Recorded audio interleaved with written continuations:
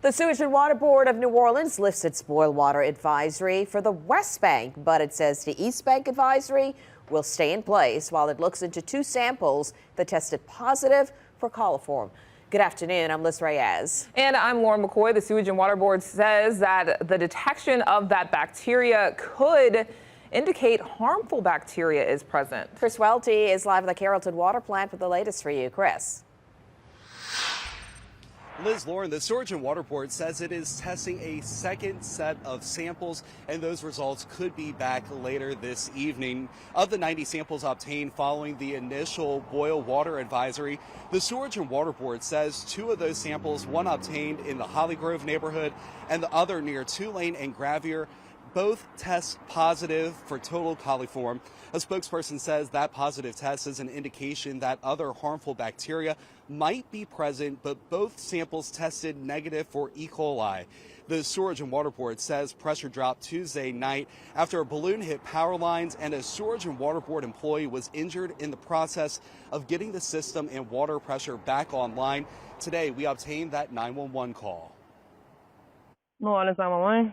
Tuesday night, a Sewage and Water Board employee called 911 to save his coworker's life. One of the guys who's working at the Claiborne pumping station, he fell and he busted his head pretty good and he's bleeding profusely and we need help. The employee called from another section of the water plant as a coworker tended to the injured member of their team. I'm on a high lift right now. I can't, we had an issue going on, so I'm not with him right now. One of the other workers. Do you know if he's awake right now? Yes, he is awake. Okay, he is awake. He's breathing? Yes, ma'am.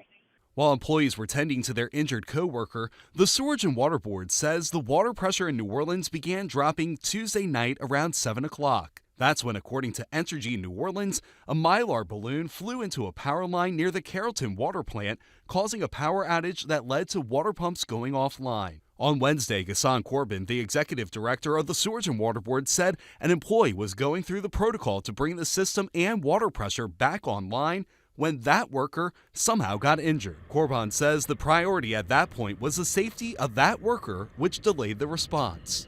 Had it not been for that incident, we would have been able to restore pumping well within the 40 minutes and would have been able to avoid the boil water advisory.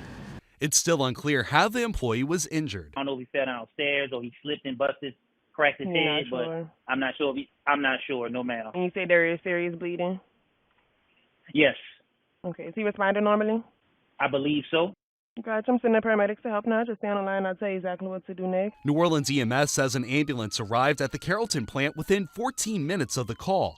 A spokesperson for New Orleans EMS confirms that a man was transported to UMC's trauma center. So far, the Sewage and Water Board has not released any updates on that employee and exactly how that employee was injured. But once again, there is a boil water advisory still in effect for the East Bank as they are waiting for samples to come back. Those samples could return later tonight, so it's still unclear if that boil water advisory will be potentially lifted at some point this evening. Reporting live at the Carrollton Water Plant, Chris Welty, Fox 8 Local First.